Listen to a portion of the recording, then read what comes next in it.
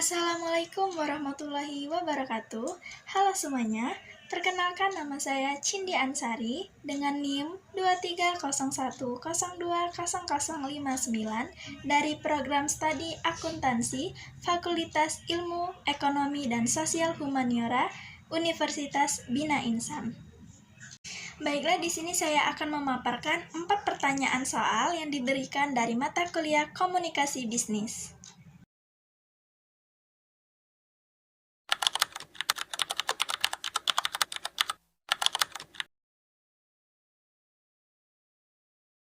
Pendekatan yang digunakan oleh Bapak Dimas dalam emailnya cenderung bersifat direktif dan autoritatif, dengan gaya komunikasi yang top-down. Beliau menyampaikan ketidakpuasannya secara langsung dan akan menegaskan akan adanya tindakan tegas jika kinerja tidak diperbaiki. Namun, pendekatan ini kurang tepat digunakan dalam konteks komunikasi internal yang bertujuan untuk membangun motivasi dan kerjasama tim. Gaya komunikasi ini sangat menakutkan, sehingga akan menimbulkan demotivasi, bahkan resistensi dari karyawan karena cenderung bersifat menyalahkan tanpa memberikan solusi yang membangun.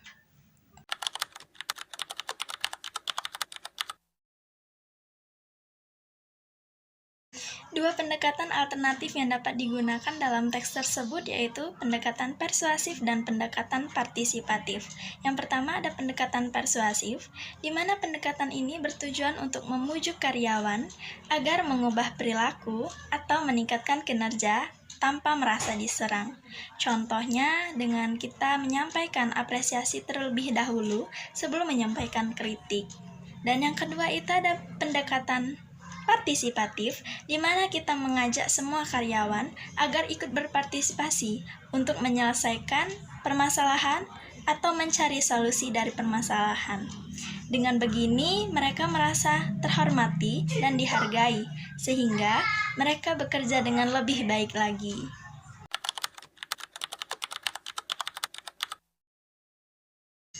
Resiko etika yang dapat muncul, yang pertama itu ada pelecehan psikologis, di mana email yang masuk dan menyudutkan dan tidak empatik itu dapat menyinggung perasaan sehingga menekankan mental bagi karyawan. Yang kedua ada diskriminasi dan generalisasi. Menganggap semua staf tidak peduli itu dapat menyinggung individu yang telah bekerja keras. Dan yang terakhir ini ada menurunnya kepercayaan dan loyalitas karyawan yang telah menganggapnya itu seperti komunikasi yang berkurang, itu dapat menurunkan komitmen terhadap perusahaan.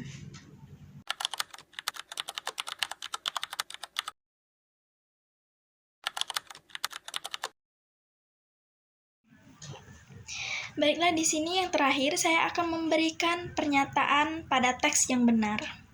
Yang pertama, pojok kanan atas itu ada penempatan kabupaten atau kota. Pada kabupatennya saya berikan Lubuk Linggau serta tanggalnya 6 Juli 2025.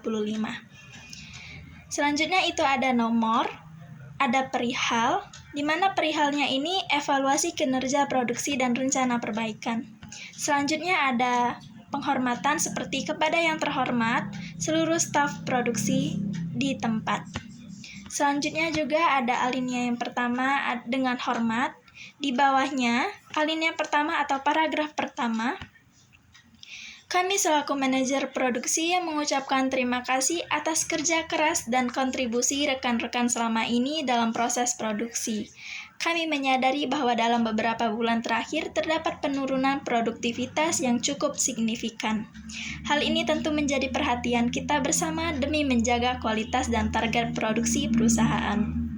Selanjutnya, pada alinea kedua atau paragraf kedua, kami mengajak seluruh staf untuk bersama-sama melakukan evaluasi dan mencari solusi terbaik agar produktivitas kembali meningkat. Kami sangat terbuka terhadap saran, masukan, dan diskusi yang konstruktif dari rekan-rekan sekalian. Nah, selanjutnya pada alinea ketiga atau paragraf ketiga berisi, mari kita jadikan ini sebagai momentum untuk saling mendukung dan memperbaiki kinerja tim secara menyeluruh. Kami percaya dengan kerjasama dan komunikasi yang baik, kita mampu menghadapi tantangan ini. Selanjutnya ada penutup, di mana penutup ini saya menyimpulkannya seperti demikian yang dapat kami sampaikan. Atas perhatian dan kerjasamanya, kami ucapkan terima kasih. Dan yang terakhir, hormat kami, pojok kanan paling bawah, menggunakan tanda koma. Dan untuk tanda tangannya, di bawahnya tertera manajer produksi. Baiklah, sekian yang dapat saya sampaikan. Saya akhiri. Terima kasih. Wassalamualaikum warahmatullahi wabarakatuh.